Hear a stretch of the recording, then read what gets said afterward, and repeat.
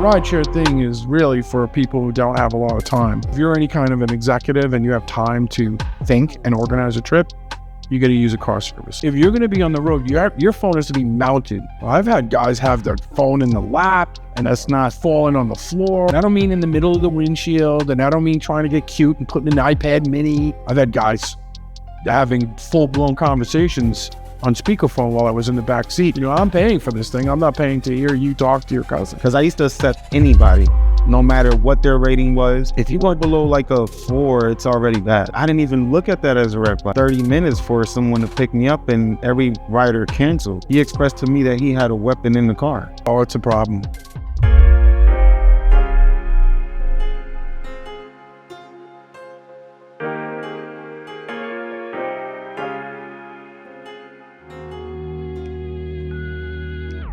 Okay, everybody, I'm here today with Darwin Amparo from the Bronx. Like me, welcome.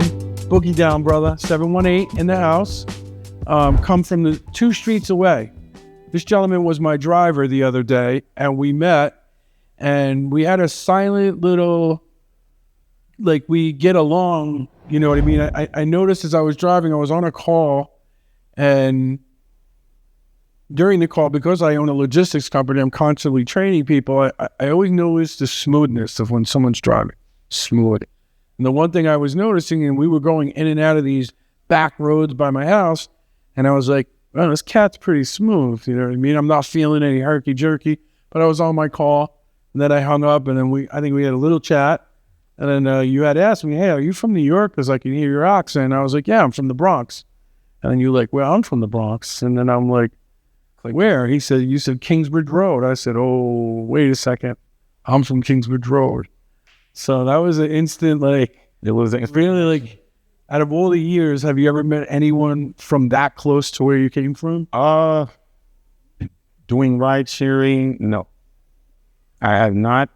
And I have met others that were from the Bronx itself, but not from the actual neighborhood that, especially it's a big difference coming from Kingsbridge to here. Yeah. You know, it's a very different environment, the ambience, the cadence, you know, everything is different, you know. Yeah, it's a different life. And when did you come down? You're 30 years old now, Darwin? 30 years old. So when did you leave the Bronx? When did your family decide to, hey, let's go to Florida? I left the Bronx in 2011.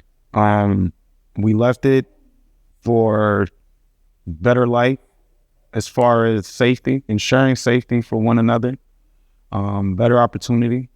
When I say better opportunity, you know, you're not watching over your shoulder as much as you would when you're back home. But moving here was definitely a growing experience. I've now been here 14 years, so. You find it to be a little bit more independent, right? You're not, because when you live on a block, you know, just so you guys know out there, you grew up in the Bronx, you grew up on a block, you grew up in a neighborhood. That block is your safety. That block, you know, there's all kinds of things going on the block. But when you're from the block, you could be a kid that just studies and goes to work from school, and even the guys, you know, let's say the dealers and the wheelers and dealers of the streets on your block, they will look out for you because they know at the end of the day you were a good guy, you're a good kid, and they don't want to see you corrupted. Right. But kudos to your family to recognizing, like, okay, look, it's time to get some opportunity for Darwin and the rest of the kids, other than being on this block. Yeah, for sure. And that goes a long way. And then right now you have a family yourself, correct? Yes. Children? I have 2 children. Very nice. 9 and 6, boy and a girl. Wow, God bless. That sounds like a lot of blessings, my friend. Thank you. And good for you. We just, it's a very big motivational factor.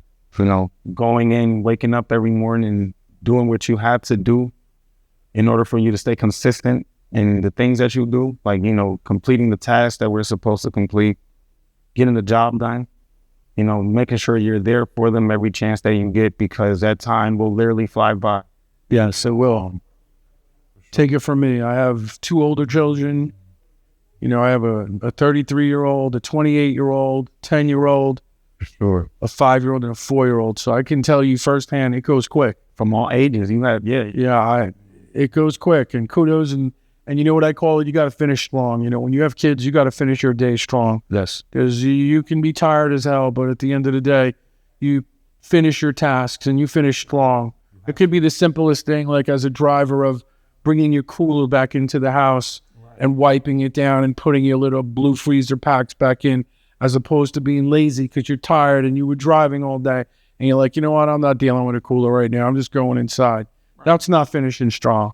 No, it's finishing strong as you strap that bad boy, you struggle to get in your house with the key, and you got the thing on your arm, and you got your laptop, you get in the house. That's finishing strong. Right. Put your stuff away, wipe it down, get ready for the next day, because, you know, driving, it's not an easy thing. You're on the road, you're on the stresses of the road will consume you. Correct. And it's a day-by-day situation. And that's why it's very important for you to complete those tasks, you know, prior for the day finishing. That's already the day finishing, because if you decide to do those things in the morning, starting out, you may not notice the difference when you don't do those things at night, and then you would have to do it, and you notice the time difference, the time consumption that it takes. For example, like electric vehicles, you know, you got a station there to charge them. You know, you can't just go to a gas station, juice up, fill it up, and then stay there for about, 5 minutes? 5 minutes, and You know what I mean? No, like, you know, to fully charge a car, you've got to wait about 45 minutes to an hour. And is that what you're driving as a rideshare driver now, or electric vehicle? Correct, yeah. Okay. How long have you been riding electric? I've been riding electric vehicles now for 2 years. Wow, that's a good sample size. Right. That's a good. So you have to be even extra organized when you're dealing with electric. I mean, you got to count the miles. Literally, like in a gas station, you could easily say, okay, are you going to get to this gas station? Or no, when I get home tonight, I'm going to gas up. Right. But an electric car, you better charge that bad boy at night, so in the morning you get right to it. Correct. Correct. That's exactly what it is. Okay, so it takes more managing when you're dealing with an electric car. Yes. I guess ideally if you had the charger at home, but I'm sure a lot of rideshare guys don't have that ability to charge at home. Mm-hmm. You know what I mean? You live in a tenement, or you live in a townhome. You can't just run a wire out of your house to charge a car. Right. So yeah, you got to be extra organized. Yes. What would you say would be like you're running your app, you're driving, and then you look down and you're like, wow, I got 70 miles to go. What do you do? I would go ahead and shoot for another 1 or 2 rides. Okay. You know what I mean? Depending the distance of those rides, though. Right. So if the rides are, let's say, from West Palm to Fort Lauderdale, and I have 70 miles left, I wouldn't be able to do that ride. Wow. Right? I wouldn't be able to do it. So I would have to decline it. Okay. Right? So you have the option to declining a call. Correct. Because I've never worked on the back end of a ride share, so I'm very curious to see how this works. You don't like to do it. You know, you like to accept all the rides, because a lot of times, some rides may not pay you as much. Some rides are going to pay you $2.84. Some rides are going to pay you more than that. But it's on me to accept most of the rides that I can in order for me to keep a consistent flow. Everyone is always shooting for the higher rides. Okay. So they're willing to station, at a waiting lot so that they can get those rides. And then my thing is staying consistent, because it's much more easier for me to flow throughout the day once I know that I did complete all of these rides. Right. So accept. Right. And then just go at whatever it is and move on to the next one. Correct. Yeah. So do you think that the algorithm would reward you more by accepting most of your trips? Yes. Like it does, huh? Okay. There is this one feature in the opportunities. It's called quests, right? Okay. Now, this is the iffy part about ride sharing, because yes, it is programming you to try to accept every single ride that comes your way, and then you're going to get that bonus. But some may have different methods, and they may do less rides, you know what I mean? But they're waiting all day in one spot. You know what I mean? Like for a certain ride. For a certain ride. Okay. So Quest, I would guess, would be short for request, like answering all your requests. That could be it. And then that's where your bonus kicks in. Right. And it's How many trips is it? you gotta complete 200 rides. 200 rides in 200 trips. 7 days or 5 business days? How does it work? I just did one. I just completed mine, and I believe it started June 15th, around there, and they gave you a month till July 15th. But I already knocked it out before July even came. Wow. You know what I mean? So it's like, So it gives you a month to get the Quest. let's say about 3 weeks to a month. Yeah. And is it okay if I ask you how much the Quest bonus is? $210 for 200 trips, Mhm. $210. So they're basically giving you $1.10 a trip for pretty much. Wow. Not even $1.10, and I think like $1.01. Wow. Yeah. Yeah, that could be tough, man. And you're chasing that. For sure. Do you think the rideshare companies actually would alter the algorithms so like when you're getting closer to a Quest, they kind of throttle you down? 100%. Really? 100%. Absolutely. Wow. Absolutely. And it's funny because That's not fair. That's like, you're chasing a carrot stick and then you get real close to take a bite you're getting real close and then they move it a block away. and they're like, all right, so I'll tell you this funny. The last Quest that I had, I was at about 185 rides, right? If you are in rideshare driver and you start your day and you're starting from zero, from scratch, your requests are going to come like this, right? They're just going to come. When you're about to finish these quests, you're going to find that it's kind of harder to receive these calls. These request trips. Like the demand somehow starts to get lower on you. Okay. You know what I mean? And then it's like, okay, so I just did 180 something rides. And all I need is 15. To get 15 rides, it'll take you about 4 to 5 hours. Okay. To complete those 15 rides. Okay. Right? It took me legit 8 hours to get those 15 rides. Wow. Literally. So they're definitely playing with the algorithm. I mean, I would say yes. I would say yes. Wow, that's and if you multiply that across a bunch of drivers, do you know how much they're really benefiting by saving those quests? I don't know. I don't think that's a good, smart thing because I know drivers talk to each other, and they're probably all aware of it. It's a community, and it is a community. That's good that you guys talk to each other, right? It is a community, and I would say, is it profitable? Only if you stay put to the road. But think about it. It's just like I was saying earlier. It's a time consumption, right? So you're gonna literally spend more time on the road, right? Than you normally would at let's say a normal 9-to-5 job. You know, right? Like, so what you're making on the road, yes, you're gonna make substantially more, but then there are costs, fuel, food, tolls. You know what I mean? There are costs that you're gonna have to cover from what you make. You know what I mean? Sure. And then you have opportunity cost. Right. You could be, doing something that is better for your health or your mental health. Correct. But you're trying to grind to this algorithm, right, and get this quest so you can get some extra money, which everybody would shoot for. And I get that from it's got to be tough. Yeah, I get that from my dad. He also does ride sharing. He's actually taught me to, like, you know what? If you want to make the extra dollar, because in the beginning I was like, why is it that some days I'll make $120 in 3 hours, and then it'll take me another day to make 120 hours. It'll take me 8 hours. Right? So it's like, that's why you can't wake up with that mindset that, okay, you can wake up with the mindset of having a goal, but you can't wake up with the same mindset that you had yesterday, thinking that you're going to make the exact same money that you made the day prior, right?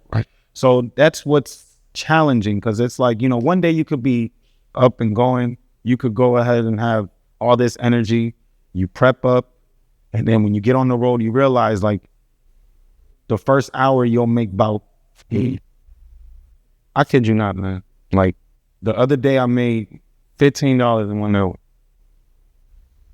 You get what I mean? Yeah. Like, it's like, all right, that's actually kind of less than what I would normally make at a regular job. Right. Right. And then what's a good day? Like, what's a good hour and a good start in the morning? What time do you start? I start at, okay, so I get up on the road for about 6 o'clock in the morning, a.m. Get my coffee, right? I only get coffee once a day. You know, I got to stop those habits. But I get up 6 a.m. You have coffee in your house, or you go out on the street? Right down the street from my house. Got it. And I'll go ahead and get that. I'll go ahead and get my coffee. From coffee, I'll go ahead and try to see if I could get a ride. Or you really want those long distance rides at first, okay? Because it's like setting you for the day. Like some rides are gonna, you know, let's say I get a ride from here. So you're in West Palm Beach, you get your coffee, right? And then what would be your jackpot ride right there? You're like, maybe your trip to the airport, to Fort Lauderdale, or something down to Miami airport? Fort Lauderdale, any airport. If airports pay you a little more? No, but you are strategizing yourself to get another ride from the airport. I got it. You get what I mean? So like, let's say you get one ride from the city all the way to the airport. Okay. Somebody in the airport is going to have to go back somewhere. You get what I mean? So, okay. So then you just hover. Correct. Is there a waiting area at the airport? Is there some kind of pecking order, or there is you and the algorithm always? There is, yes. Like there is a waiting lot in every airport. Now, the drivers have the option to wait there and station there. As long as you follow the rules and regulations of that waiting lot, you're able to station yourself there, turn off your card, don't let the fuel waste, you know, and just wait to see what ride will come in. But the problem with that is again, time consumption. You're just sitting there. And then you start to realize, like one day I decided to just stay in the waiting lot. Just to see, how long do I have to sit here? Biggest waste of my time. Because I wasn't receiving the rides that I thought that I was supposed to receive. And I was not making equal, like the money that I was making if I'm just on the road stepping, right? Right. So it's like I said, there's tricks to it. You have to try to build that connection with the passenger to see if it's like, hey, if you want, I'll go ahead and, you know, I'll shoot you back, you know, me, and you just give me such and such amount. Right. Even though it's frowned upon and it's like really, you know what I mean? But it's the only way you can make benefits and profit from your ride. Like you don't want to stay in one spot and just station yourself and then lose out on other. It's like I said, the connections. Like there's some people that they will literally reward you good just for you doing that short service instead of just waiting there for 2 hours to get one $30 ride. Okay. You hear what I mean? Yeah. So there's a method to this. Yes. Madness. There's tricks to it, but you gotta. And then you're up against an algorithm that's kind of watching you. Like when you're in that cell phone lot, I have a good question. Mm-hmm. You're in a cell phone lot in a waiting area in an airport. You dropped off. You go there. You turn your car off. Preserve energy. And then there's 10 other cars there. Do you see those 10 other cars on your app at all? Yes. No, not you. It'll give you a number. It'll say how many people are waiting. It'll give you a number. Like it'll give you a number, how many people are in front of you, and you. Oh, it does. The average number is about 40 to 50 cars in front of you. Now, not saying that it's a long wait. It can be at times, right? Because the demand could be high, and where all those drivers can go within like a good 30 minutes. Mm-hmm. You know, because everybody needs a ride. You know, some type of transportation. So that in itself is beneficial for me because now I know, oh, okay, if I'm going to the airport and if I know that this person, I sometimes even like to ask them, how often do you travel? Right. So that I can know, like, okay, well, this day, if you're going to go to Fort Lauderdale and you're leaving the state, You'll park close by and I'll take you. Right. I'll go ahead and take you. You know what I mean? And then that right there, you build, and then it builds trust from the passenger. You know what I mean? Like, and then it also builds trust for you too, because you're a human. You gotta, you know what I mean? Like, yeah, you want some kind of validation as a human who's out there working and grinding and sitting in traffic. right, You don't want to be a robot to an algorithm. right. And You want to build a client base. This is one of the reasons I'm very interested in talking to you today, as much as we're from the same neighborhood and everything. right, I just want to be able to help guys like you and girls like you that are in situations where you're using rideshare to make a living. correct. I just want them to understand that all this talent that you've been gaining as a driver, being on the road and navigating the rideshare game, right? The black car service and elevated services are kind of the same. They're kind of paralleled, Right, where you are trying to build that trust with the person you're driving, correct. except it's definitely more rewarding because it's not frowned upon. Right, It's what you're supposed to do. So transitioning from rideshare to working black car, even as an independent operator, someone like yourself who carries himself very well and understands what they're doing would be able to build themselves, not overnight, but I'll say 2 years, 3 years, a very nice clientele where you actually have a business. yeah, So instead of just being someone who logs on, you are a business. right, I started with one car in New York, a used car, and I worked myself up to now. I have no cars now. We're just a logistics company, and we're kind of like for A-list celebrities. We do all their bookings. We train the drivers. right, We fund the drivers. So if they can't muster up or don't have the credit to get a vehicle, we'll help them. But they're on their own. Like at that point, we're just acting as support. We groom them into becoming an elite A-list driver, but there's that waiting period where we actually strategically put them on trips that we know they're going to succeed. correct. And like you said before, if we know, Mrs. McGillicuddy goes to the airport every Tuesday, every other Tuesday, every month, we're going to have you there. We like to line up the same driver, create that familiar face. And then when she's coming back, she knows it's going to be Darwin. Correct. Oh, Darwin. So, and then we've created that so many times that's what we get. We get like the passenger will be like, hey, can you do me a favor and send Darwin? Right, And then I'll be like, well, we'll check his schedule and we'll see.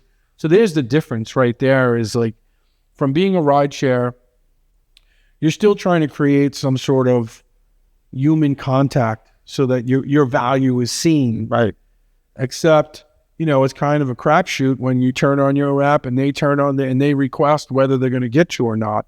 right, I'm not sure. I mean, in the past in New York, I think once or twice we had all our drivers out on assignments, and I was like, you know what? Let me just book a rideshare. And I found some very good drivers that way. It seems like in New York, if you do the pre-requested trip for the next day, the way I see it is they have a pool of drivers that they trust to be there. yes, And that they're high level, probably high marks, 9-star, 4.5, whatever they do. And those are the guys they use for that situation because they're trying to get people to be confident in ordering early. correct. And I've come across a driver who actually has become an A-list driver for us. And he was driving me one morning, and I was sitting in the back seat.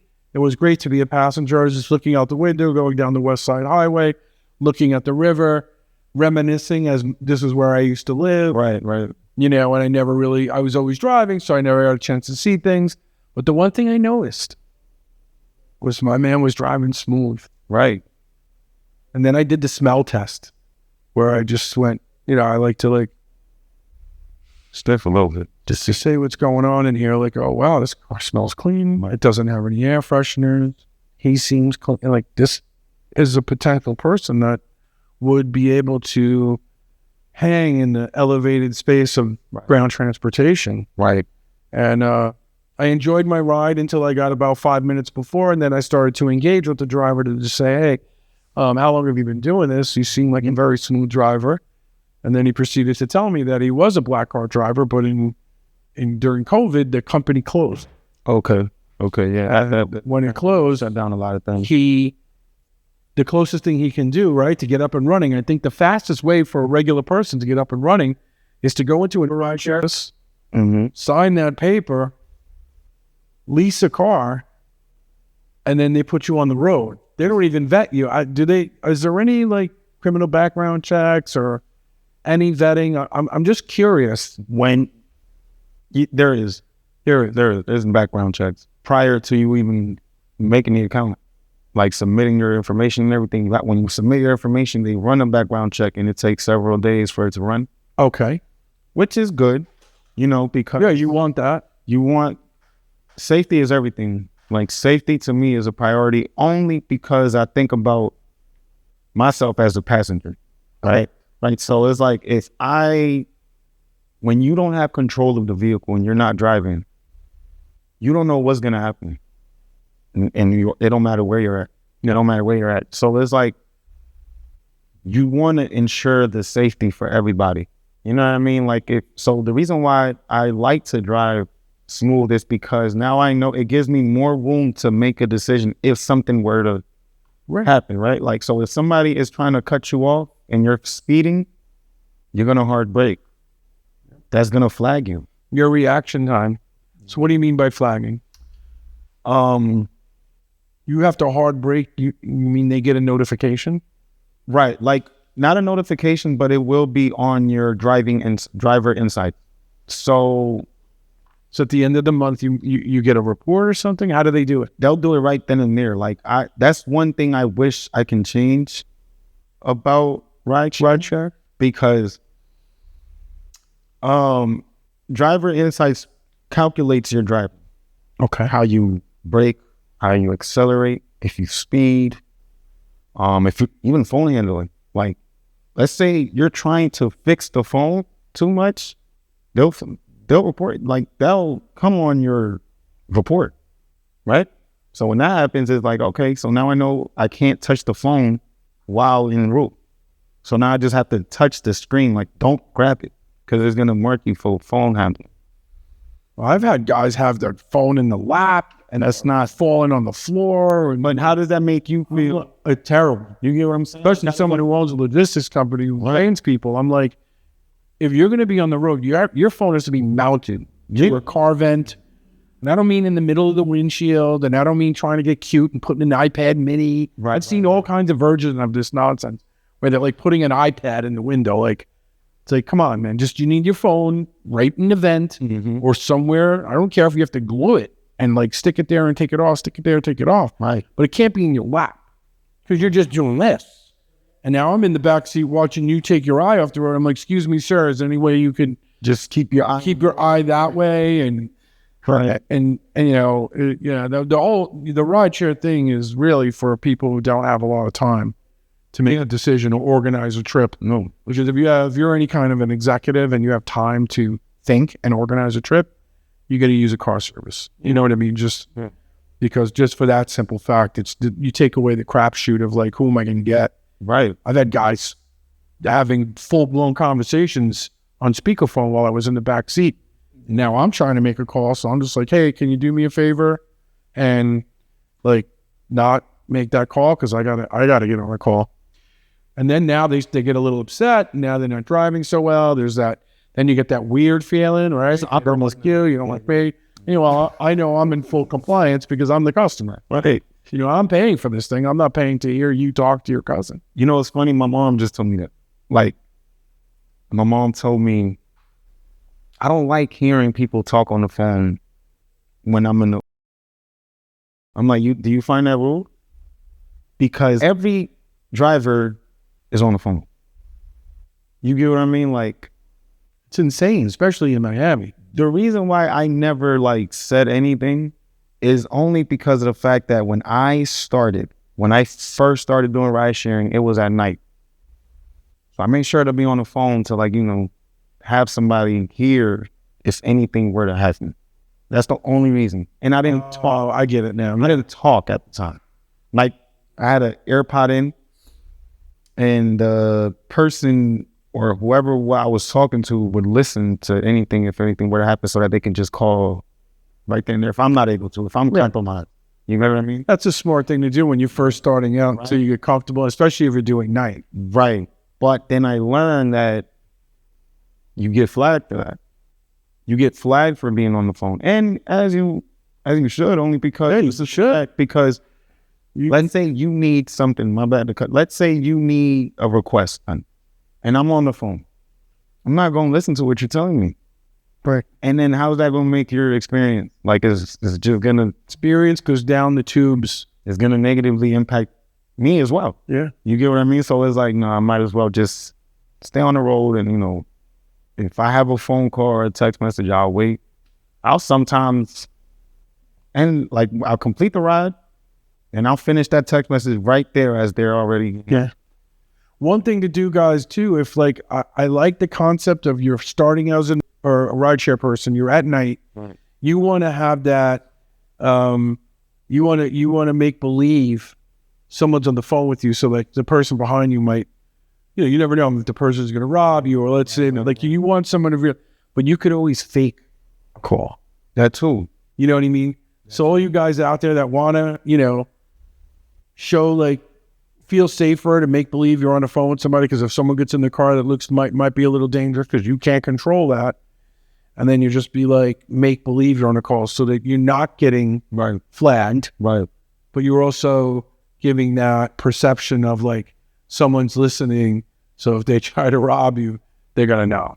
And believe it or not, being from New York, like where we was at too, perception was important. But then again, I also learned that as I got older, it didn't matter it didn't matter how you looked.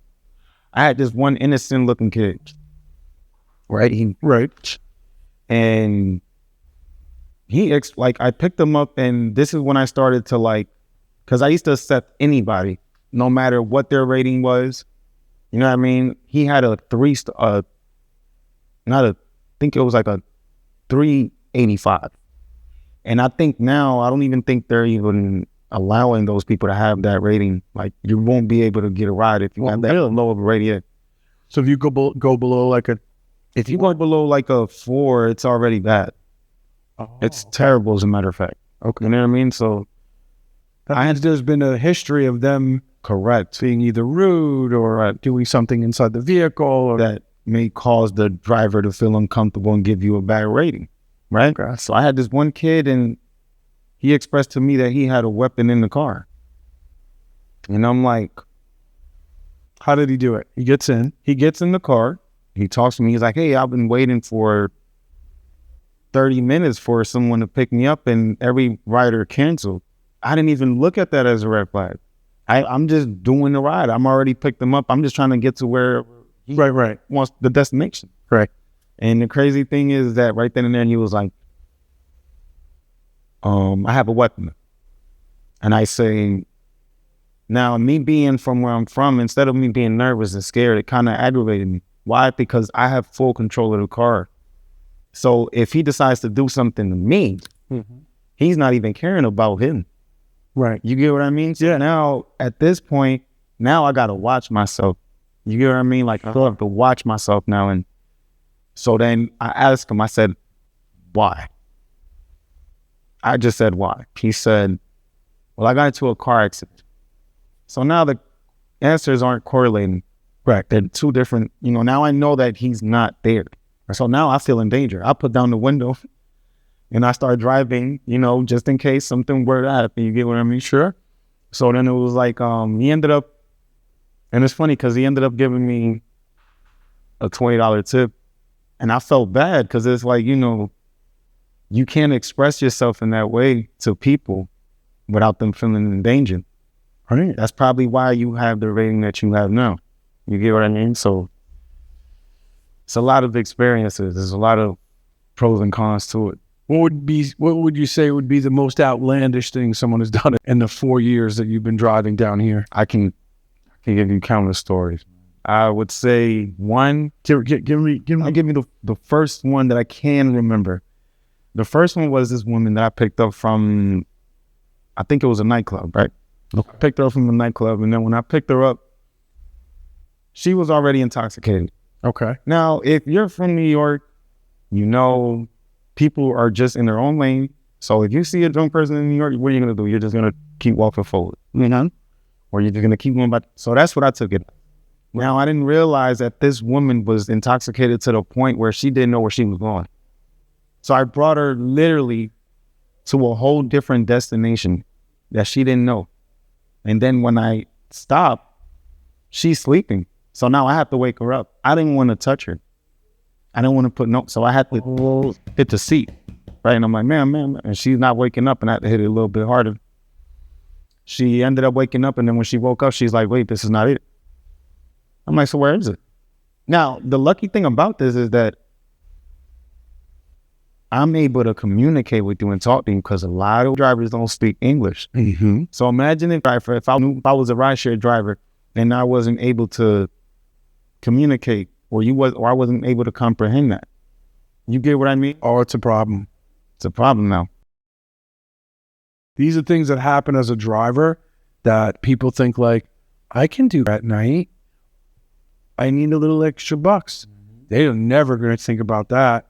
Who's going to get in the car? Like you said, intoxicated.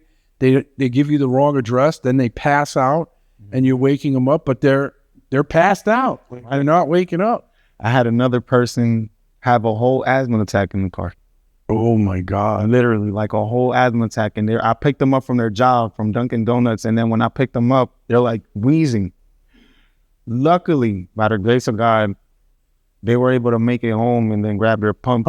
But they were legit having a... So you had to step on the gas there. Yeah. At the wall. And then see, at that time, there wasn't these driver insights where they record your speeding. All right. That's why I say that certain things, like I get it that you get flagged for certain things, but I feel like ride sharing has to be a bit more mindful that there are scenarios where you're going to have to stop short. Yeah, instant scenario that your cat or dog jumps in front of the car, you slam on the brake. Right, you got to. Yeah. And what have they give you like the opportunity or the latitude to actually explain the incident, or they just mark you for it?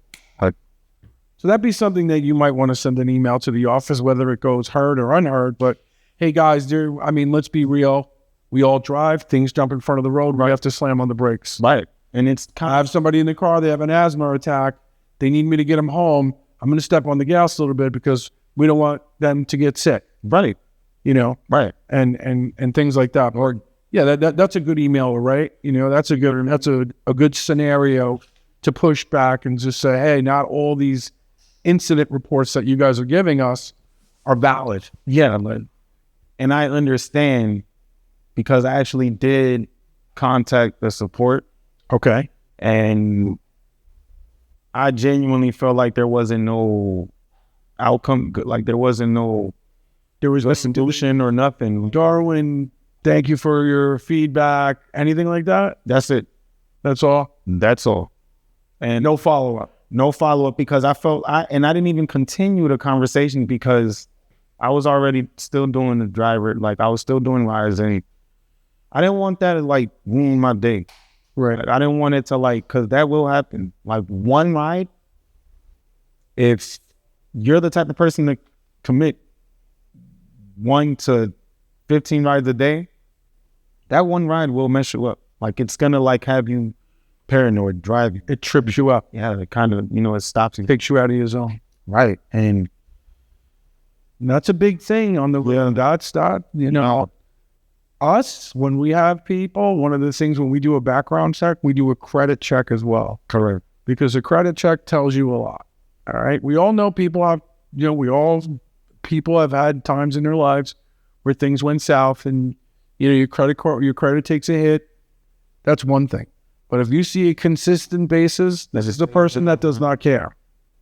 And a person that does not care is not somebody you want driving. Families around, people around. It's just they're in a different space. And their phone's probably ringing all day from collection agencies. And then every time, every time a credit card company calls and there's an 800 number, I don't care who you are, it's going to affect you. You're like, oh man, I should have paid that, or I didn't. Why? I mean, I got to get out. Like, I got to do something. It alters your mindset. You know what I mean? So that's why we do that, and we like to do credit checks.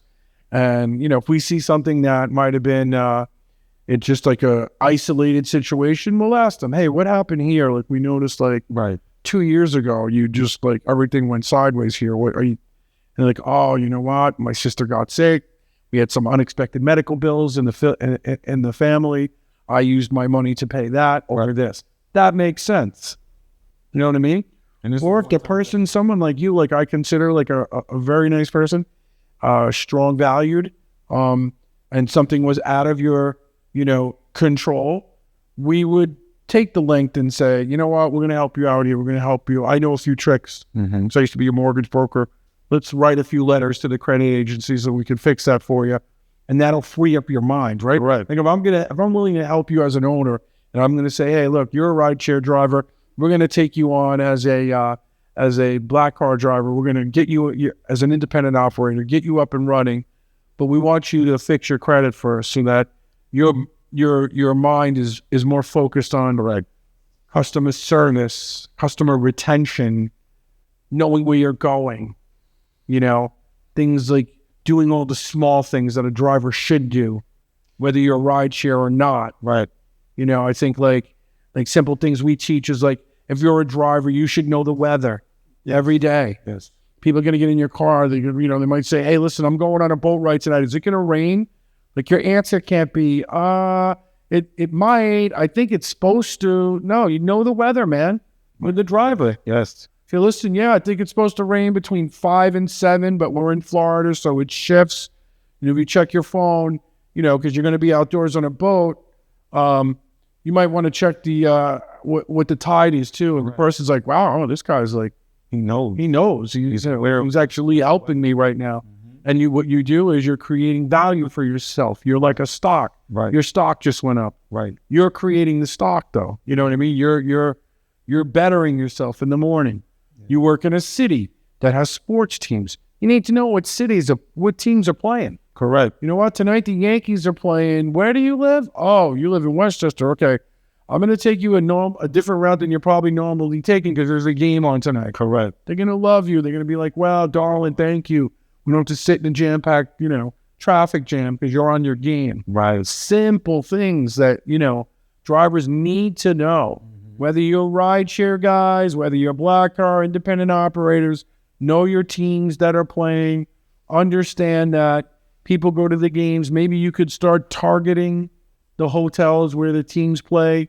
You have a guy pitching against the Yankees. He's from Kansas City. He comes to the game. His family's going to want to go to the game. Correct. They're playing the Yankees. What do you think? He's not going to fly his family, his fiance in? You might want to be that guy that takes them to the game, right? Gets them in. You say, listen, I know exactly where to park. I'll wait for you. And then you get yourself a nice payday, This is a different game. And that's something that I want to teach you firsthand after getting to know you in a small way. Right. I want to map out for you a succession plan in you becoming an independent operator and getting you away from the algorithms, getting you from underneath the algorithms so that when you wake up in the morning, you have a purpose, not an algorithm, right? That's chasing you. That's actually, does that sound like something that one interests you as a driver who's been committed to be a driver? You've committed to be on the road? Absolutely. How many trips have you done? Do you know offhand in 4 years? If you got well, I was doing rideshare on the side. Okay. And I just started doing it full time, I would say a couple of months ago. But I've done just a little bit less than 2,000. 2,000 trips? Mm-hmm. A little less than 2,000. Right. Okay. And Okay. I would say, and the crazy thing about, I was just looking at my ratings, and I have the last 500. I had 499 5-star. Wow. And I had that one. I'm one of them. Like, no. But I'm like your 499. Oh, thank God. I gave you 5 stars in there. Thank you. Like sometimes You said Webb Avenue in the Bronx. that was it, right? That's my man right there. He gets 5 stars. But you're a smooth cat. Yeah. You know what I'm saying? You drive smooth. I could see you doing big things, my friend. I'm very glad I got in your car that day. No, I appreciate it. Thank you. My man. So tell me about your rating right now. My rating, I have a 499. Okay. Like, because it was that one, like, I don't even know what it was, but I think There's cynical people out there. In the app will say it. There's some people that they're just giving bad ratings. Yeah, they're known. Right, like they just give bad ratings. Like they'll literally tell you They take 10 rides and 8 of them are bad. Right, bad ratings. They know it's them. See, but my thing is I try to give the best or the same service to everyone, because like I said, everyone goes through something, and a lot of these times these people are like either late or they're already stressing from something at home. Mm-hmm. You know, they might be leaving a situation where they gotta get away. So, you know, so it's like I make sure that I make them feel comfortable. You know? Have you ever seen that where someone got in the car and was like, please get me out of here? This is like, Yes. I need to go now. Yes. Wow. Yes. That's like multiple. So you're driving around with your phone, you're accepting trips, but they're really missions. They're mission. Yes. Yes. They're not trips, they're missions. Yes. So for these missions, you're really not getting like a good payday. No. For someone who's being thrown missions instead of trips. All right. The other day, I was in a rough neighborhood, right? That people consider a rough neighborhood. Okay. And I pick up this couple. They were out of it. They were out of their mind. Like, I don't know if they were intoxicated. I don't know if they were on Planet Claire. We call it Planet Claire. I don't know what it was. Everything has hair. Right? So it's like, I pick them up, and the guy, he puts a big bag in the back, but the girl is slapping the shit out of my trunk like this. Jesus. And I'm like, okay, I come out. I didn't even, no, I'm lying. I open the trunk, and then I'm gonna come out because it's courtesy. Like, I feel like it's rude when a driver opens the trunk and doesn't come out. Oh yeah, to me, that's a bad rating. It is. If you don't get out of your car, even if it's something that they want to handle themselves, but you just want to stand there. Yeah, that's what happens all the time. That's what it is. Like, because a lot of times people don't even want you grabbing their bag, which I do. Right. They think that I'm probably doing it to receive a tip. No, I'm doing it to help you out. Right. Because you probably, you know what I mean? So back to the woman, she sees me about to come out the car. She says, no, stay in the drive. Right? And I could have canceled the ride. I could have canceled it, but he already had put the bag inside the car. And then I felt like if I would have denied it, or if I would have refused it, it could have escalated to something else. Of course. Yeah. You understand? Yeah. So now at this point, are you like, you're driving, you're like, what's in the bag? If I think that way, I would stress myself out. Okay. Right? I would, even though it is the right way to think. Right. But if I think, I wouldn't forget. I would have just been like, what's in this bag? Yeah, like I would have been like, is it a person? Is it a baby? Is it something? Is it? You never think they could be taking a baby. Right. But and you're just like tapping it to keep it like from saying anything. Right. That's the first thing I think. You get what and there's so many ludicrous stories that you'll hear about now. That's what I'm saying. You know what I'm saying? So now it's like, and they transport people through these ride shares. Like, yeah. Like, and you won't even know it. I am certain that I did not do any, like, cause right, the bags and the size and stuff. Like, I never carried a normal looking bag. Right. It was just that guy, cause I felt like he had his belongings in there. Like, think they were like kind of homeless. Like, you know what I'm saying? So okay. Like, okay. That makes sense. But still, it's like, yeah, if they're like that, you still have to watch yourself. because a lot of times what I do think about is where I'm going, like where I'm going to drop you off at, like what is right is there. You get what I mean? Like what's in that area? You know, do I have to, like if it's a dead end, I'll slowly go in and try to read like, you know, okay, like this look kind of crazy, or, you know, just say, oh no, like, okay, I'll go ahead and do it. Or I'll stop in the middle, be like, is this good? You know what I mean? And they'll be like, See if they're setting you up. yeah, that's fine. That's fine. I've had instances where, you know, I felt in danger, but luckily by the grace of God, nothing has happened to me, you know? So. Good.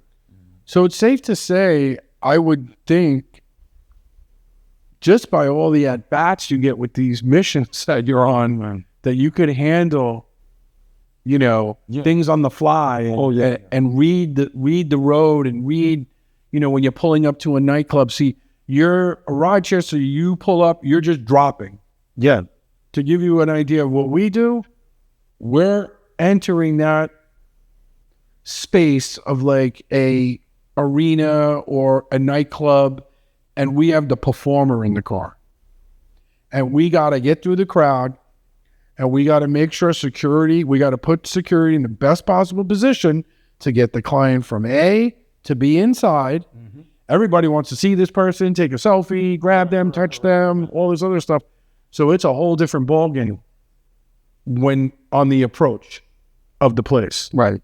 Which I would love to show you firsthand one night. Yes, yeah. We'll do like a training where we go in an Escalade, and we'll take David here out to a nightclub against his wishes. Yeah, a little against his wishes. We'll have to twist his arm, like, you know, like to take him to 11, and then I'll show you like some of the tricks of the trade that we do. Right. But yeah, that must be. I mean, when there's a concert, you're a rideshare guy. You're working nights. Do you go to a concert to wait for it to empty out? Is that a good pickup? Or do you just stand clear and be on the outs, like, you know, just go to where restaurants are? I'm just trying to understand the thinking of, like, because we get people all the time that ask us, they're like, hey, we want to take a car to the stadium, but we don't, you know, we also want you to pick us up. I'm like, well, our service doesn't do that. We take you to a show, we stay there, wait for you, and bring you back. Because there's no way we're getting back in, and we're not going to play cat and mouse trying to find you later. It's just not service what we do. Now, if you want us to wait there, you know, and obviously we charge for that, you're waiting. But what are the advantages of that? The advantages are you're in the stadium, all of a sudden the experience isn't what you think it is, or you're sitting next to somebody who's ossified and is going to throw up on your shoes, or whatever the case. You're not having a good time. You want to leave. Your wife's like, I'm out. Or your girl's like, I want to get out of here. The car is outside. Yeah. You know, you could leave personal items in the car. Right. These are the pluses of not using rideshare when going to a concert. Correct. Or going to an event. You get to leave. And if there's, what happens if there's an emergency? People don't realize, like, I'm from New York where things pop off quick all the time. And you got to get out of there. So you want to have a car there. Mm-hmm. You know, if you got 6 couples, I always just boggles my mind. You get 3 couples, 6 people going to a concert. They'll call us up and say, hey, how much is this for a car? We give them the price. Like, oh, that's a little pricey. I'm like, well, when you divvy it up between 3 couples, it really comes to like $40 an hour per couple. Right. So for $40 an hour, let's just say the night's 6 hours. So for $240 per couple, you're going to have a car with you the whole time. You could leave stuff in the car. If someone's not feeling well, they can go back to the car. You know, sometimes people drink too much. They get excited. I'm going to go see Taylor Swift. They're getting drunk. Next thing you know, they're in there. The whole stadium's spinning. They're like, I got to get out of here. Take them to the car. Let them relax. Right. But if you don't have a safe haven, there's nowhere to go. Or you got to call a rideshare. Now you have a total stranger driving a drunk person. Yes. But these are the things that you want to avoid. You know, over dollars. And quite frankly, rideshare is not that cheap anymore. Yeah, it's not. I've noticed it's gotten very elevated. And like, so all you out there that think you're saving money when you go to a show or a concert, you're not. And you're putting yourself in a predicament where if you have any kind of resources or you make any money or you and your wife work or whatever the case may be, if you're going to spend a little extra, That's where you spend it. Yeah. And it's not because we're going to make extra money. I agree too. We just want people to be safe. Yeah. And we want people to have a good experience, right? You're going to a show. How many concerts? When you become an adult, you don't go to many concerts. You know what I mean? So when you go, you're going to go see Celine Dion. Yeah. Spend a little money, you know? You know, you want to take a ride share, you get dropped off. Good luck getting out of there, right? Like, good luck.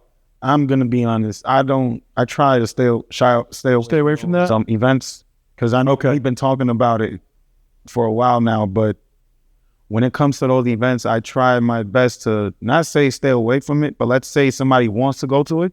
Again, it's almost like the airport thing. I would drop them off. If I don't get a ride immediately, I'm leaving. So how long would you give it? 10 or 15 minutes? Oh, I would say you drop it, like Didi. So like 2 minutes, yeah. Okay. Because if I wait there, right? Again, if I wait there, yes, I am going to receive a ride, but it's probably going to be from somebody that's already impaired, intoxicated, or whatever, right? So you're setting yourself up. Yeah, like you're just a possible bad night. That's what I'm saying. Like you're going to set yourself up for somebody like, and the thing is that we also have to acknowledge how sensitive those situations are. Right? Like, for example, when you see somebody, they're already intoxicated or they're at the nightclub and you're picking them up, you got to be twice as careful how you even speak to them. Because you got to understand, these people be having liquid courage. You know what that means, right? Yeah. So it's like, all right, when they get drunk and they feel like they can fight anybody? Yeah, like stuff like that. Back in the day, we used to call that beer balls. You see people drink a lot of beers and the balls not big, and the next thing you know, they're knocked out on the floor. Yeah. They're like, what happened to him? Well, his beer balls were up, but they're not doing good right now. See what I'm saying? And then it's just more room for inconvenience to happen. Yeah. You're setting yourself up. So just to give you the flip side of that, on the missions, you're getting these random missions. Yes. When you do become an independent operator, the game becomes a little different because once you're committed to taking these people to the stadium and they're paying for you to wait, now you have to mentally prepare yourself because you're there waiting for them. Right. And they're in there probably partying. And when they come out, you dictate how that ride is going to be. What do I mean? You know that concert ends, you start seeing people coming out, crank up the air conditioning. The moment someone's drinking and they're hot, the first thing they do is get nauseous. You also want to have bags in the back in case someone drank too much. You don't have to like pull over on the highway, like, and you don't have to be shy about it. You can say, guys, just so you know, in case anybody's not feeling well, here are some bags that you can use. If we need to pull over, use a restroom, let me know. Obviously, I'll pull over, but in case of an emergency, so we could all avoid a cleanup fee, because cleanup fees are $500, that, you know, this is why and these are little things, little touches, ice cold water. Right. Always ice cold water we have in the cars, because people come out drinking, including myself. I need something to drink, man. I got to like start drinking. And otherwise I start getting dehydrated. Then you start getting sick. Then you don't feel well. So air conditioning booming, cold waters, have your first drop off already prepared. Right. Who's going home first? Get that information early. You may have picked up David first, Victor second, and Orlando third. But on the way home, it might be Orlando first, David second, Victor last, depending on that routing. But you want to have that in play, because the less dialogue you have with somebody who's impaired or just coming out of like a concert and they're all pumped up, the better, you know? Right. And here's another trick. On the way, you want to create stock. We talked about stock as a driver, right? Correct. You want to create stock for yourself. You're going to take someone to a concert. You have that playlist ready. You have... You know, you're going to a Drake concert, you throw Drake's greatest hits in there when you're picking them up. They're like, yeah, and they're like, way to go. And then, you know, they're more inclined to listen to you later because you've looked out for them from the beginning. Right. So if someone is deliriously drunk, you could say, hey, man, we've been having a good time all night since you got in the car. I need you to give me a break. Yeah. You know what I mean? Yeah. I need you to dial it down a little bit. It's me now. And I'm not the rideshare guy. I'm Darwin. You know what I mean? I'm an independent operator. I got you. Right. I've got you since I picked you up. I'm going to take you home. But please, let's, and then that really, I swear to God, it calms everybody down. And usually someone else, will engage in and say, hey, be cool, man. These guys are, this guy's been good with us all night. Like, and then the person's like, whatever. And then, but these are ways that you de-escalate a situation from before you even pick them up. Right. Right. You've created some, not only value, but you've created some personal credit with them. Like, you know what I mean? A little currency there, a little stock that, this guy's not a jerk off. He's been helping with us all night. You know what I mean? Right. And that's also good because it's like, it makes them feel more comfortable. Absolutely. It makes them feel more comfortable. Like, okay, like. And when they get out, you're like, guys, when you go into the show, if there's anything valuable that you want to hold, I'm going to lock this glove box. I'm also staying in the car. So if you want to leave anything here, I'm not leaving the car. Right. You know what I mean? So they're like, well, even if they don't leave anything, the offer is impeccable. Right. It's like, okay, now we. Wow, thank you, man. Like, now we know, like, thank you. And then, sometimes I know people who want to unplug. They're going to a show. They just want to leave their phone in the car. They don't even care. Like if their wife's with them and they're like, honey, your phone is charged because mine's dying. I don't need to bring it in with me. I'm going to leave it with Darwin. Right. And then you take the phone, charge it, hide it. And then when they come back, you're like, here you go, sir. These are creating currency. Next time they go to the show, who they call? They're calling us. And who they requesting? They're requesting Darwin. Yo, send Darwin, bro. Yeah, send Darwin for me. Where the kids are going we're going to the airport with the kids early. I know Darwin he was very attentive to us. Can you send him? Right. Yeah, absolutely.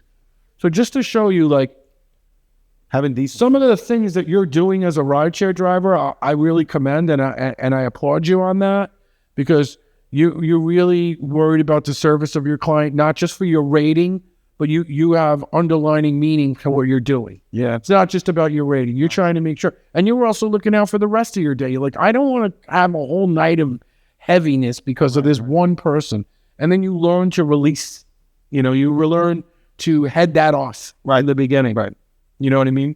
So I would like to take the opportunity to offer you a personal mentorship from me, from a transition from a rideshare driver to an independent operator, or even a house driver, which we call a house driver is somebody that does trips just for us.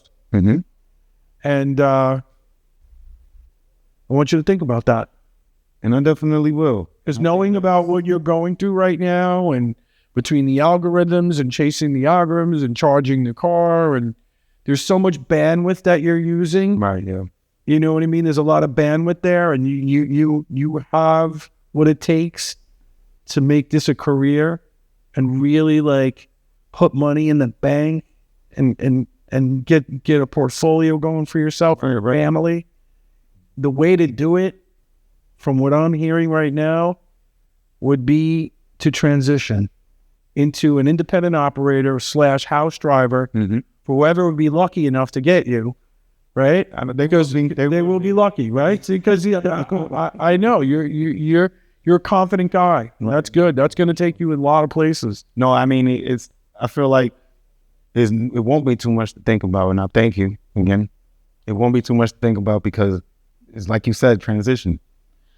And growth is one of the most important things to success, right? So like, if you're able to accustom yourself and then adjust to wherever environment you're at, right?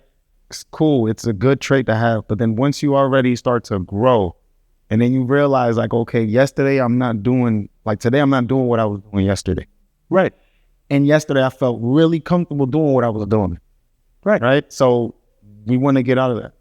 Right. We want to get out of that. And I appreciate you and commend you for seeing that, not in just myself, but everybody else that you work with, and everyone that's out of dog, you know what I mean? And absolutely. That's what I'm about. Right. It's a blessing. I'm about taking people who have what it takes, who are in a position, they're doing their thing, they're minding their business, they're good people, and showing them just another side of things. And whether they take it and like it or do it, that's on them. That's good for them. This is how it's played. There is no version of this. This is it. And they said, I trusted you from that day on, and I can't even thank you enough. Right. I have guys that'll say, you're like my dad, you're like my brother, you just done so much. And it's all about just recognizing, I come from the streets, I recognize goodness when I see it. Right. I recognize realness when I see it. And everybody has faults. We all have faults. We all do. We all have faults. We all do. But to take the good part and override the faults is always the best thing to see in an outcome. It really is. Right. And the best people I know that work for me and work with me have been people who never believed in themselves the way sometimes it takes somebody else to believe in you. Right. You know what I mean? Sure. There's only so many times you can look in the mirror and say, I'm great. Unless somebody else comes along and says, you know what? You're a pretty damn good guy. You could do big things. Mm-hmm. And then actually help you do big things. That, for me now at this point, is success. For me to be able to do that. Money, I'll make money. I can sell Girl Scout cookies tomorrow. I'm going to make money. Doesn't matter. That's nonsense to me. I will make money no matter what. But to help people and show them another part of themselves and actually lift them up, that's, to me, currency right there. And that makes me happy. And that's success for me. That is. That's why I wanted to talk to you today. I wanted to understand what goes on out there in the streets, the rideshare programs. Yeah. And Darwin, one final question. If there's something that you can tell other rideshare drivers out there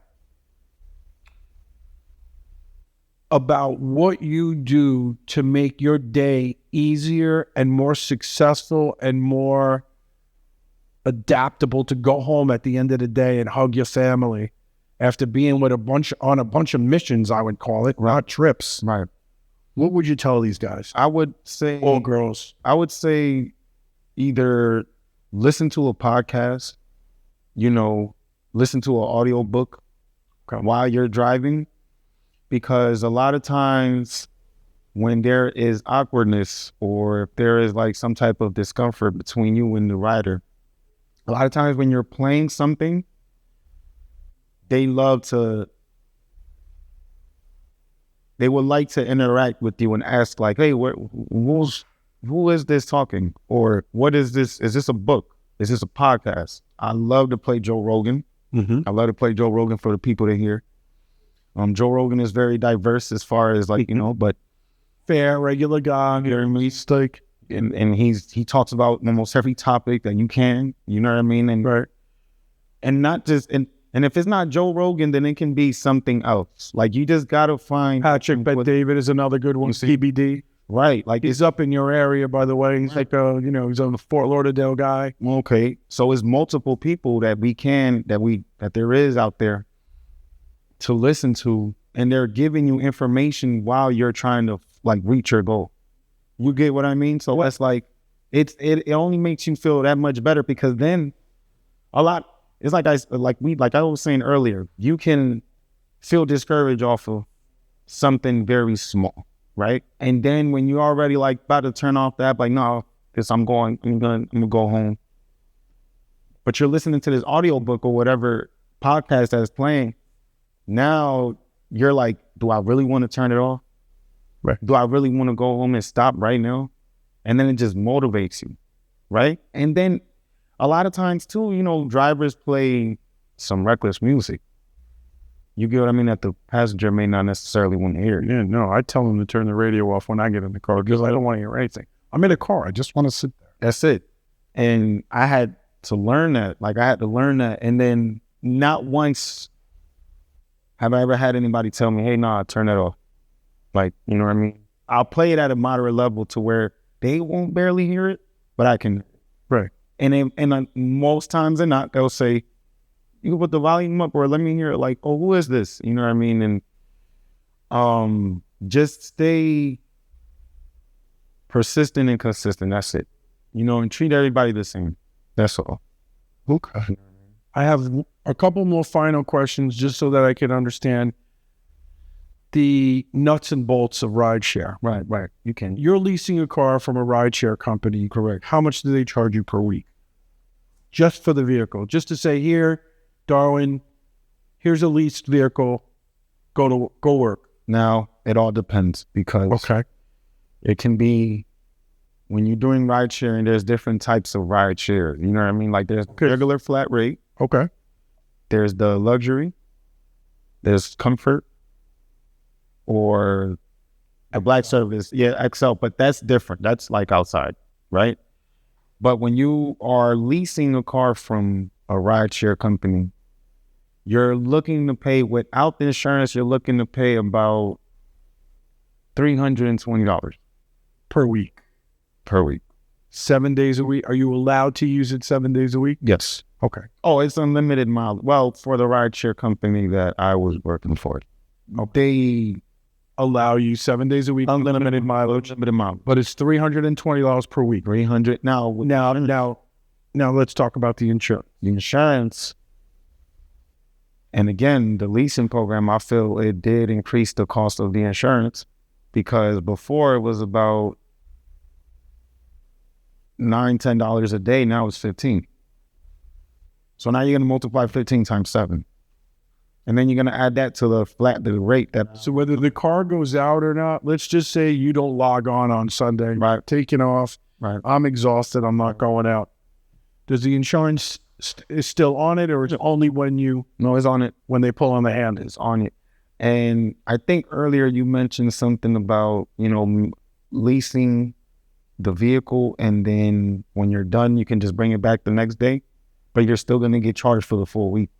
Okay. So it's a weekly lease, and then the insurance is per day. And so that's 7 times 15 is $95. Right. So it's 95 plus 320, $415 a week times 4 weeks is $1,645. Yes. So it's costing you $1,645, and you're at zero. At like $1,660, I think, around it. Around around $1,660 a month, and then you haven't made a penny yet. Like, that's your cost. That would be to then start, after you hit that $1,660, then you start earning. Now, if you add, which is in a rare case, if you add like roadside assistance, right? If you feel like, for example, in my case where I got locked out because I didn't have enough charge on my card, I had to pay for the roadside assistance in the beginning when I got the lease, but I didn't have to pay anything when the tow truck came. Okay. You get what I mean? So that was covered. Okay. Now, as far as the insurance, you got to pay the full 7 days. You can't just do it for like 5. You got to do it all 7, right?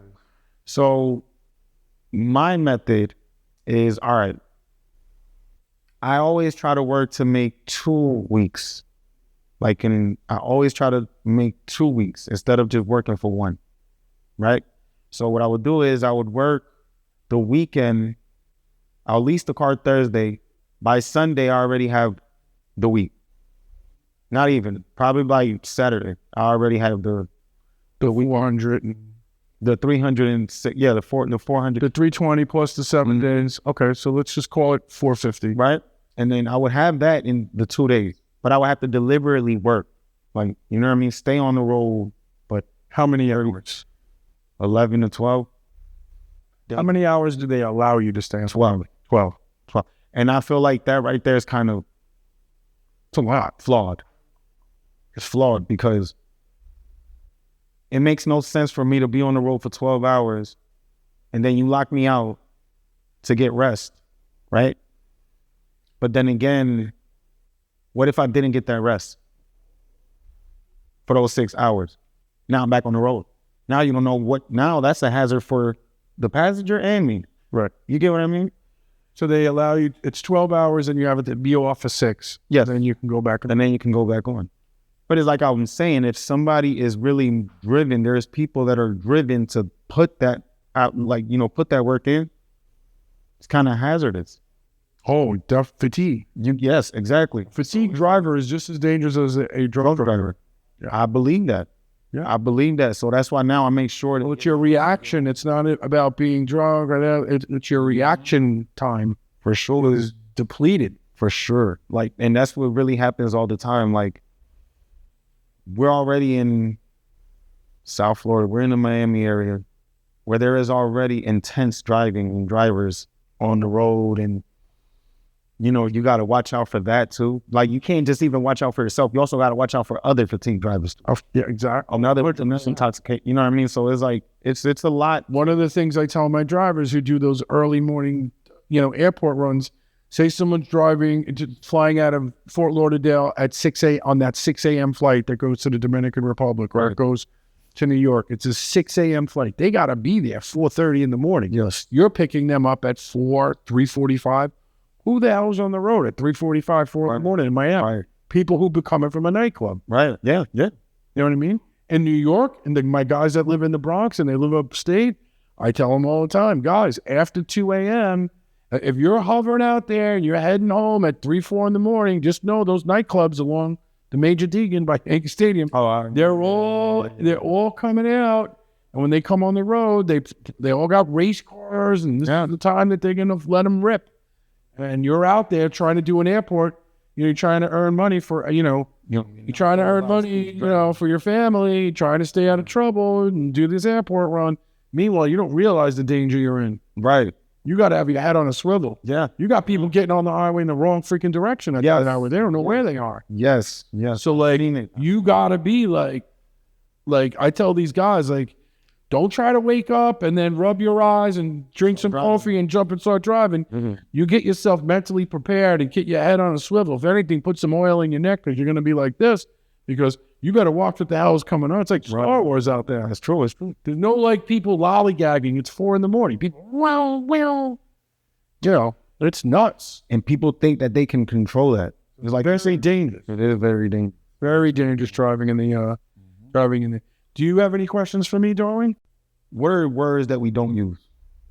For example, like you said earlier, we don't decline, right? Right. So is there something that we cannot say to our passenger, like, So a passenger's asking you to go to do something that's not above board. Is that like correct? Yeah. You know what I mean? Yeah. Like, let's say, what do I do in that situation? In that situation, then that's where the validity of the company, which I own, comes into play. Correct. And that's where you would bring my name up. So I tell drivers, 5 in the morning, you've been out all day driving. Right. They're coming out of a club, and they want you to take this girl 90 minutes out of the way. You're fatigued. You weren't prepared for this. You're prepared to go back to the W Hotel in Miami Beach and call it a night. But now all of a sudden, they changed your destination. Your destination. And just said, hey, listen, do me a favor. And, these are your clients. You're trying to be like, okay. And you're like, take this person home. And they're 90 minutes away. Yeah, it's kind of... You have to make a judgment call. Hopefully, it's on the way that you're going home, right? If it's something that you feel you can't do physically, then we instruct our drivers to then call a rideshare. Okay. The highest level, not the cheapest level, the highest level. Explain to them, whoever the person may be, say, listen, I've been on the road for, 12 hours. Right. I have to get off the road. I am rested to get you to one destination, but you're asking me to go 90 minutes out of the way. So what we're going to do is we're going to arrange a safe ride for them to get to where they got to go. Okay. Larry has implemented a plan for this. So once you say my name, it stops right there. Kind of levels. The people like, okay, this is something Larry put in place because he's smart and he's going to make sure that we all get home safely. We're not looking to have anybody get injured here. Right. We're not looking to jeopardize. So that That would be a word, would be like, the key word would be Larry. In this situation, you'd be like, I got to call Larry. Yeah. Let me call my office.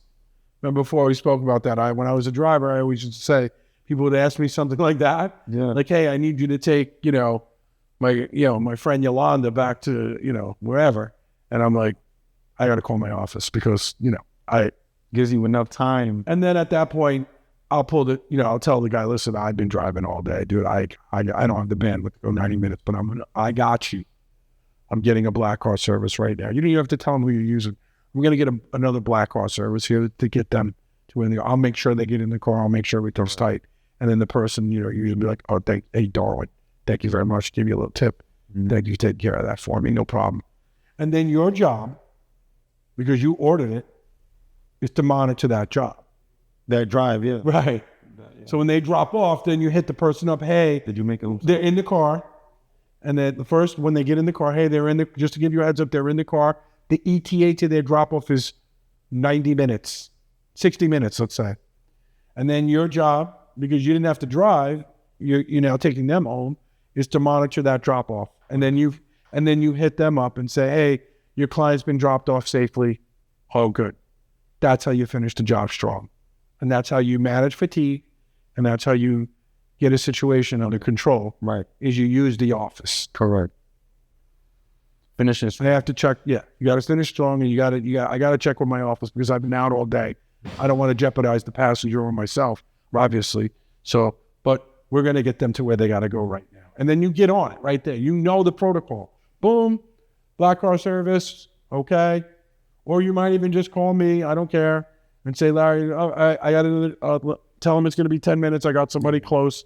And we send somebody and they get them going. Yeah, probably in the beginning, that's why I'm going to be doing that a lot, to get familiar, because at the end of the day, like I said. Well, you got to learn how to manage fatigue. Managing fatigue on a long day and a long job is different. Just because you've been out all day for 12 hours doesn't mean you've been driving for 12 hours. Sometimes you only drive for 2 hours. That's true. But what are you going to do in the meantime? You got to manage. You got to eat correctly. That is true. You can't have 2 slices of pizza and expect that you're going to have energy to drive. You have to have some almonds and macadamia nuts, some fruit, some grapes, protein shakes. Great. They're in the cooler. They don't smell. You open it up. You have a protein shake. Boom. Now you got nutrients. You're up again. You know what I mean? You're up again. Yeah, because you don't drink. You don't eat sugar and stuff because you're going to crash. Yes. So you want something that's going to satiate you and keep you even and get you to your destination. And then once you drop off, you never be afraid to pull over, go to sleep, relax, and then go home. Take a 10-minute. You got to learn how to do power naps. No, I do that now, right? Yeah, do that now. Sure, you probably do that while you're charging the car. You're probably like, boom, let me take a nap. No, like the other day I got scared because I thought I overcharged the car because I ended up falling asleep in it while it was charging. Yeah, but it slowed down, and that was that. But I had to learn how to take power naps because I used to start in the crack of dawn, like I would say 3, 4 in the morning. By 8, 9 o'clock, I'll be. Well, that's also because of the light. Right. You're going from dark to light. Right. And then once that sun rises. I realized I couldn't handle it. Yeah. I couldn't handle it. So I just started strictly in the morning, 6, 7 in the morning. Now, why would you do that? You'd start at 3 just so that you get the clock rolling? It does something to the algorithm? Does it show them that, like, hey, I'm out there? Or you just, I would tell you, so I just want to get the 12 hours done sometime. Got it. Well, this was before. I don't do it no more, but I just wanted to get the 12 hours done to know that, okay, I was on the road for 12 hours and now I have the day. Like I could stop like at 5, 6, because it's just like you said, just because we're on the road for 12 hours don't mean that the app clocked you for 12 hours. Right? So if I start like at around 3 a.m., I'll finish at around 5, 6. And that's already good enough for me. Yeah. Because... But you're used to being in a car for a long period of time. Right. That's a big thing for an independent operator. You can make a lot of money that way. And I don't mind it. Real money. I don't mind it. Right. And I don't mind it. Like, it's like if I know, because the one thing that brings people down a lot is repetitiveness, routine, right? They'll get bored off of it. Oh, like, no. But the thing is, if you value your time, you shouldn't have a problem with being an independent contractor or being a driver for that one person and stationing yourself, because you're resting yourself too. Yes. And it's just like you said as well. You never know when they want to leave. Like, you never know when they... Miami has 24-hour nightclubs. One of the biggest struggles that we have here in Miami is that drivers are outside a nightclub that's 24 hours. The client's inside. They're having fun. It's daylight. People are going to work. The driver's still out there. He's not sure if they even left. Right. They're usually not answering their phones because they're inside having fun. Mm-hmm. So they're not going to be paid. Sometimes their phone dies. So what are you going to do? So that's when you got to know, like, okay, that's when you call the office and say, hey, what do you want me to do? We would then send a fresh driver so that that person is not being left. Imagine having a driver all day for 14 hours, 12 hours, and then he leaves you at the nightclub. Right, and then you have no driver. And you have none. Guess what? You can't charge that guy. Yeah. Because you left him. So we never leave a man behind. All right? So, yeah, I can agree to all that. I can agree to the term. Well, thank you very much for coming by and showing us and giving us a little insight on what goes on with the rideshare business. And we're going to make this episode into something where we can transition you over to an independent operator or some sort of house driver for somebody and make yourself a career. I'm all for it. Darwin, great to see you again. Thank you, Larry. Thank you again.